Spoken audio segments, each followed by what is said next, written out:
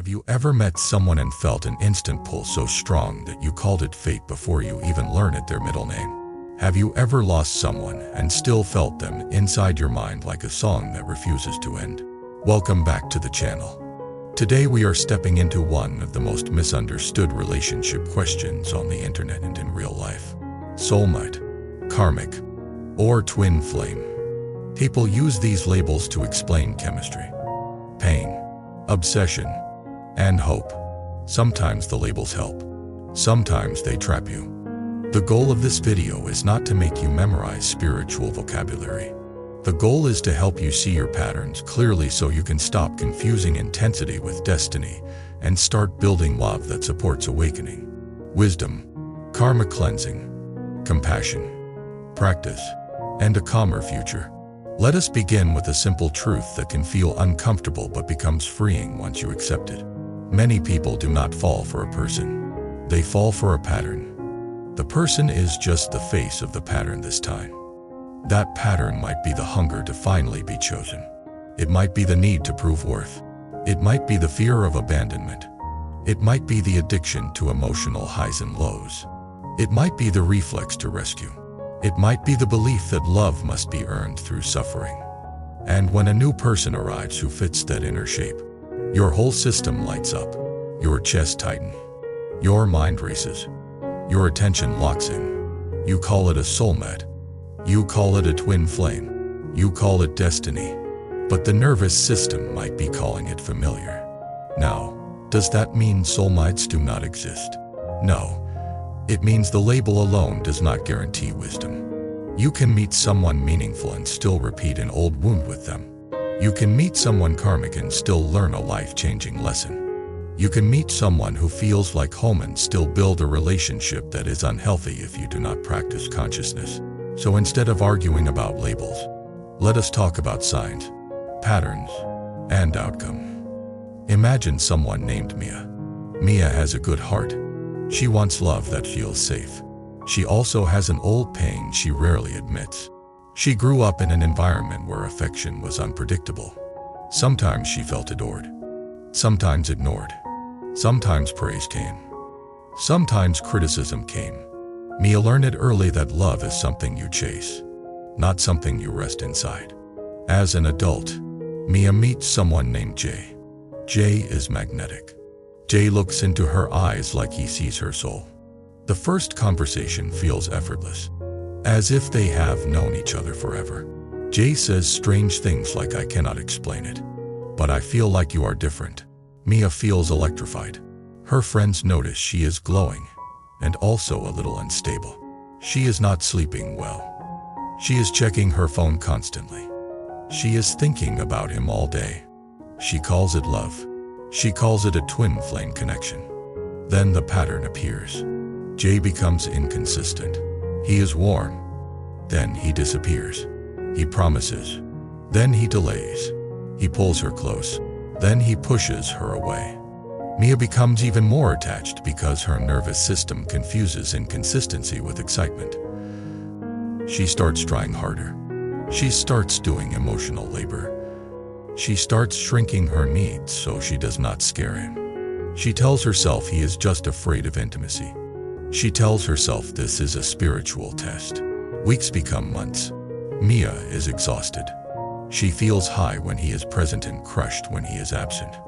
She begins losing confidence. She begins losing peace. She begins losing her own routines. And the scariest part is she still feels pulled to him. This is where many people reach for labels to cope. If she calls him a twin flame, she can justify the pain. If she calls it destiny, she can stay hopeful. If she calls it a soulmate, she can stop herself from leaving. But here is the spiritual question that matters more than any label. Is this connection making you more conscious or more compulsive? Compulsion is not love. Compulsion is attachment mixed with fear. If a connection consistently makes you smaller, more anxious, more self-abandoning, that is not a sacred bond you must worship. That is a karmic pattern asking to be healed. Now, what does karmic mean in a grounded way? Karmic does not mean you are cursed or you deserve pain. Karmic means there is a repeating cause and effect chain in your life. And this person triggers it so strongly that you can finally see it. A karmic relationship often has these qualities. It feels familiar immediately. It moves fast. It has intense chemistry. It has big emotional swings. It has a push-pull dynamic. It teaches you lessons through discomfort. It often reveals wounds you avoided. It can include a feeling of fate. But the fate is not that you must stay forever. The fate is that you must learn. What is the lesson usually? Boundaries, self-respect, truth, emotional regulation, choosing steadiness over drama, learning to love without losing yourself, learning to walk away when someone cannot meet you in integrity. So in me a story, the karmic lesson is not to NJ. The karmic lesson is to stop chasing love as proof of worth. Now let us explore the word soulmate in a more mature way. Most people use soulmate to mean the person who completes me, the one who makes life perfect, the one who matches me effortlessly. But that is not maturity. That is fantasy. A wiser view of soulmate is the person who supports your evolution, the person whose presence helps you become more honest, more compassionate, more awake, more responsible. A soulmate connection does not need to be painless, but it does not thrive on confusion. It does not require you to abandon your dignity. It does not ask you to sacrifice your mental health to prove devotion. It can handle clarity. It can handle boundaries. It can handle repair after conflict. A soulmate relationship is not defined by how intense it feels on day one. It is defined by how clean it becomes over time. Clean does not mean boring. Clean means respectful. Clean means consistent. Clean means accountable. Clean means both people can be wrong and still stay kind. Clean means you can speak truth without fear of punishment. Clean means your nervous system can breathe. So if you want to know whether something is soulmate energy, you do not ask how magical it feels. You ask how safe it becomes, and whether safety leads to growth rather than stagnation. Now let us talk about twin flame, because this term is where many people get trapped.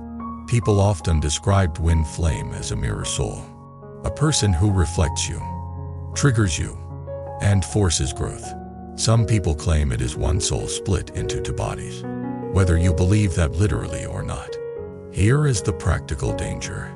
The twin flame label is often used to justify staying in unstable or harmful dynamics. People say the chaos means it is real. The pain means it is deep. The obsession means it is destiny. The separation means divine timing. The disrespect means they are triggered. The hot and cold means the runner and chaser phase. The lack of accountability means they are healing. At some point, that stops being spirituality and becomes a story that keeps you addicted. So let us use a wiser standard. If a connection is truly meant to awaken you, it will eventually lead you toward clarity, compassion, and responsibility. If it keeps you stuck in rumination, fear, jealousy, and self-abandonment, then the lesson is not to hold on harder.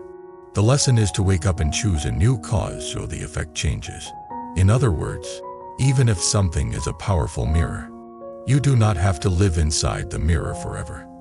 Now, I want to tell you another story, because not all intense connections are toxic.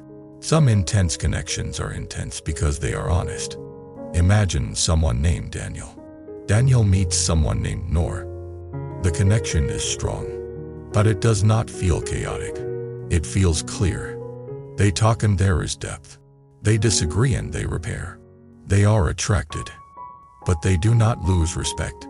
They feel triggered sometimes, but they take responsibility. They do not weaponize feelings.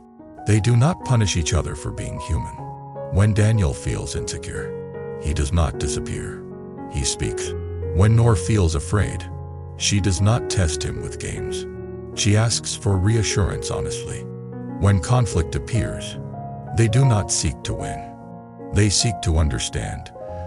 This relationship still challenges them, but the challenge creates growth, not obsession. Their nervous systems become steadier over time, not more unstable. Their lives become more aligned, not more fragmented. If you wanted, you could call this soulmate. You could call it spiritual partnership. The label does not matter. The fruit matters. Now, let us get very honest about why labels feel so attractive. Labels offer certainty when you feel uncertain. If you label someone a soulmate, you feel safe investing quickly. If you label someone karmic, you can tolerate pain because you believe it has meaning. If you label someone twin flame, you can justify obsession and delay moving on. So the real work is not choosing the right label. The real work is learning how to stay present with uncertainty without turning it into a story that controls you. This is where spiritual practice becomes practical. When you are attached, your mind will create myths to protect the attachment. The mind will say, "Do not leave. It is destiny." The mind will say, "You will never feel this again." The mind will say, "If you lose them, you lose your chance." The mind will say, "Suffering proves you care." A practiced mind can watch those thoughts without obeying them.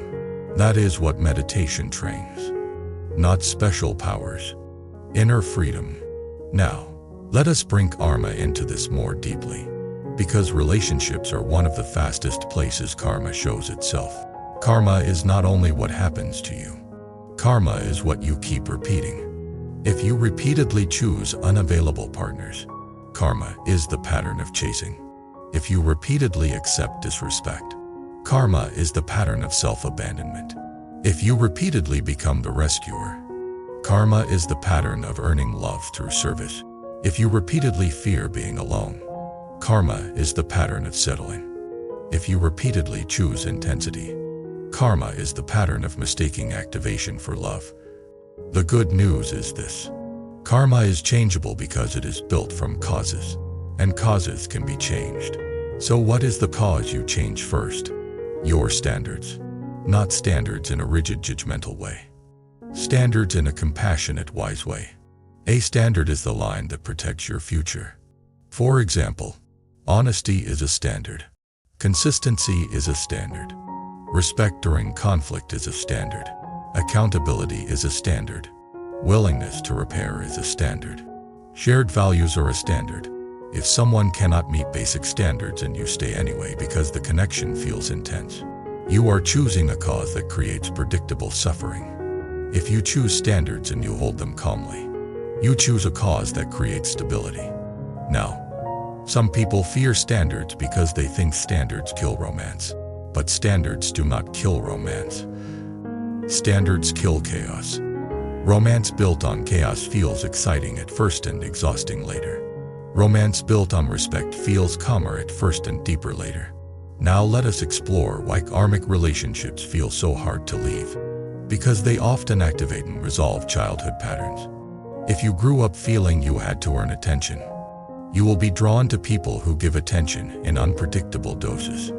If you grew up trying to fix a volatile parent, you will be drawn to partners who need fixing. If you grew up feeling unseen, you will be drawn to anyone who briefly sees you intensely, even if they cannot sustain it. So leaving the relationship feels like losing the chance to finally heal the old wound. But the wound does not heal by winning the same pattern. The wound heals by changing your relationship to the pattern. That is why some people leave a painful relationship and feel withdrawal. They think it means they made a mistake. Often it means they are detoxing from a familiar emotional drug. So the practice is to stay steady through the withdrawal, because on the other side is a quieter nervous system and a clearer life. Now, let us talk about something many people do not want to admit. Sometimes we chase karmic relationships because we are afraid of peaceful love. Peaceful love requires you to be present. It requires you to receive. It requires you to be seen consistently, which can feel vulnerable. Chaos love lets you hide inside drama. Chaos love gives you a project. Chaos love gives you something to fix, to chase. Peaceful love can feel exposed. So some people sabotage peaceful partners because peace feels unfamiliar. This is also karma. And the lesson is to learn how to tolerate peace. Yes, tolerate peace. Because for a nervous system trained in chaos, peace can feel boring or even threatening at first. Now, You might be asking, so how do I know what I am in right now? You do not need a cosmic label. You need an honest evaluation. Ask yourself what happens to your inner life in this connection. Do you sleep better or worse? Do you feel more grounded or more obsessive? Do you feel more respected or more confused? Do you become more honest or more performative? Do you feel safe to speak or afraid of consequences? Do you grow in compassion and wisdom or grow in resentment and anxiety? Do problems get repaired or repeated? Do you feel you can be yourself or you must edit yourself? These questions reveal the truth of the relationship more than any label. Now, let us talk about compassion, because I do not want this to turn into judgment. People who are unavailable are not always monsters. People who run are often afraid. People who lie are often ashamed. People who manipulate are often wounded. None of that excuses harm, but it can keep your heart from becoming hateful. In Buddhist language, compassion includes seeing suffering in others, even when they cause suffering. But compassion also includes wisdom, and wisdom includes boundaries. You can wish someone healing and still refuse to stay in a dynamic that harms you. That is mature compassion. Now, I want to return to Mia and Jay for a moment, because we left her in the middle of the storm. Mia finally reaches a point where she cannot sleep, cannot focus, and cannot stop checking. She realizes her life is revolving around Jay reactions. She realizes she is not living. She is waiting. She sits alone one night and asks a question that changes her direction. If this is a spiritual connection, why am I becoming less spiritual? She does not mean religion. She means her inner qualities. She is becoming less calm, less kind to herself, less stable, less present, less honest, more anxious, more obsessed, more self-abandoning. She realizes that even if Jay is a mirror, she has been staring into it so long that she forgot to live her own life. So Mia chooses practice. She stops chasing conversations that go nowhere. She stops asking for clarity from someone who prefers fog. She stops negotiating her worth. She sets a boundary. She says, I care about you, but I cannot continue a connection without consistency and honesty. If you want to build something real, I am open, but I will not live in this push-pull anymore. Then, she follows through. The following through is the part that changes karma, because many people set boundaries and then collapse the moment the other person reacts. But Mia holds steady. The first days are painful. Her mind bargains. Her body craves contact. Her heart grieves. She does not force herself to be fine. She simply keeps choosing the next right action. She walks. She eats. She sleeps earlier. She talks to one trusted friend. She writes down the pattern so she does not romanticize it later. She meditates, not to forget him, but to regain her own mind. Slowly, her nervous system calms. And in that calm, she starts seeing what she could not see before. Jay did not create her worth. Jay triggered her wound. And once she sees that, she begins healing the wound, which means the pattern loses power. This is karmic transformation. Now what happens next? Sometimes, when you stop chasing, the other person wakes up and returns with real accountability. Sometimes they return with manipulation, trying to hook you. Sometimes they disappear. Whatever happened, Mia is different now. She is no longer the same target, because the real shift is not in Jay. The real shift is in Mia consciousness. She is now learning to choose partners who can meet her in steadiness. She is now learning to let calm love feel normal. She is now learning that destiny is not only who you meet. Destiny is what you repeat. Now let me address a common fear. What if I never feel that kind of intensity again? Good. If the intensity was tied to anxiety, you are not losing love. You are losing a nervous system addiction. Deep love is not measured by intensity spikes. Deep love is measured by steady devotion and mutual repair. The love that builds a peaceful life often feels quieter at first, but it becomes rich with time. Now, does that mean all intense love is unhealthy? No. Intensity can also come from genuine compatibility, mutual openness, and deep presence. The difference is whether intensity comes with respect, consistency, and accountability. If intensity comes with confusion, secrecy, and disrespect, it is likely a karmic loop. If intensity comes with clarity, steadiness, and mutual growth, it can be a powerful partnership. Now, let us talk about destiny. Because people use soulmate language to avoid responsibility. They say, if it is meant to be, it will be. But destiny is not passive. Destiny is created. If you want a relationship that feels sacred, you create sacredness through practice. You practice truth. You practice restraint. You practice kindness. You practice communication. You practice accountability. You practice forgiveness when appropriate, and boundaries when necessary.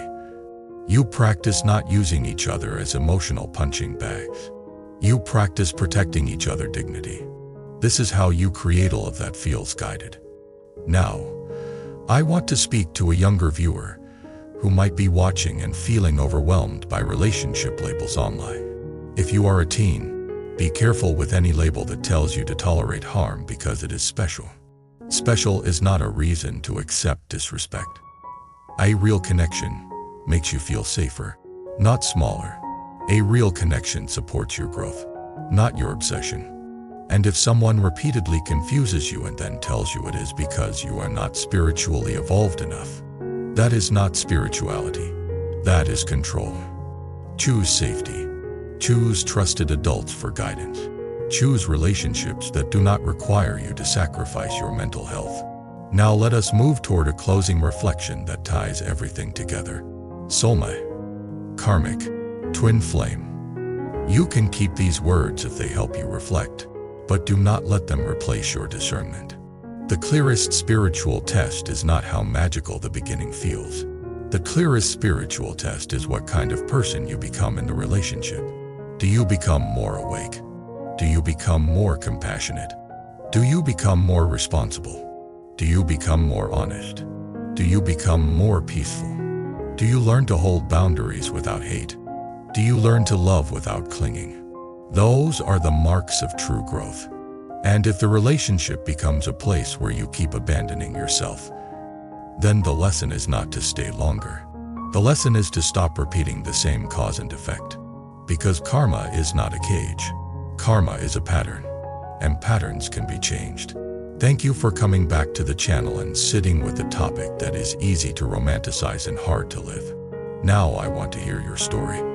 Have you ever labeled someone a soulmate or twin flame and later realized it was a karmic loop that taught you self-respect? Or have you ever experienced a connection that became calmer and deeper over time instead of more chaotic? Share what you learned in the comments. Subscribe to the channel, like the video, and leave a comment to support the community. And if you want to go deeper, you can join as a member so we can keep building conversations that turn confusion into wisdom and pain into practice. I will see you in the next one.